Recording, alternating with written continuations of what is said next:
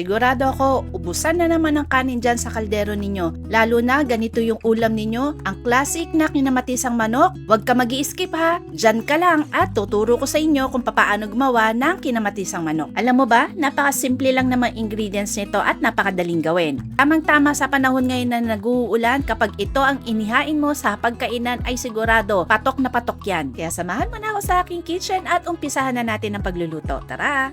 At para sa ating mga aromatics, kailangan natin ng bawang, sibuyas at syempre maraming kamatis. Roughly chop lang natin ang mga aromatics natin at habang ginagawa natin yan, baka hindi ka pa nakasubscribe ha sa ating channel, i-click mo na yung subscribe button para nakafollow ka, ma-notify ka kapag meron tayong mga bagong uploads at mga bagong recipes. Umpisahan na natin yung ating pagluluto. Yung chicken na ipahiwa ko na sa palengke kaya hindi ko na ipinakita. So gagamit tayo dito ng kawali, maglagay lang tayo ng konting mantika. Buksan natin ang kalan sa medium flame, tapos kapag mainit na yan, ilagay na natin ng bawang. Gisahin lang natin hanggang mamula-mula, pagkatapos isunod na natin ang ating sibuyas. Gisahin natin yan ng mga 15 to 30 seconds, tapos ilagay na natin yung kamatis. Yung kamatis natin kailangan natin dito soft and mushy. Takpan na lang natin para mas mabilis lumambot at lumabas yung kanyang flavor.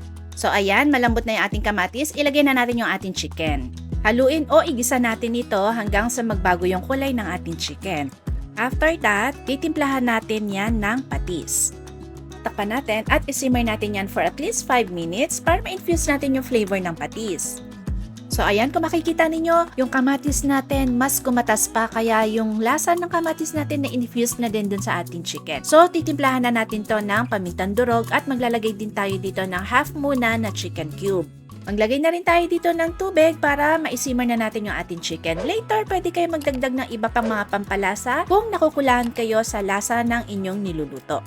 Ibalik natin yung takip at isimmer natin yan for 20 to 30 minutes or hanggang sa lumambot yung ating chicken. So at this point, okay na yung chicken natin. Pwede nyo na yan timplahan, pero ako ang idadagdag ko na lang ay asukal. Magtataka siguro kayo, bakit asukal? Kasi ito yung magbabalanse dun sa acidity ng ating kamatis at sa overall lasa ng ating niluluto. Konti lang naman yung ilalagay natin. Subukan ninyo para malaman ninyo yung resulta. Naglagay na rin pala ako dyan ng siling panigang at saka ng ating pechay para meron naman tayong gulay. Isisimmer lang natin yung saglit and meron na tayong kinamatisang manok. O diba, ganun lang siya kasimple lutuin, kahit baguhan ka sa kusina, kaya-kaya mo itong gawin. Kaya dagdagan mo na ang iyong sinaing para hindi ka mabitin sa pagkain. Okay, kain na!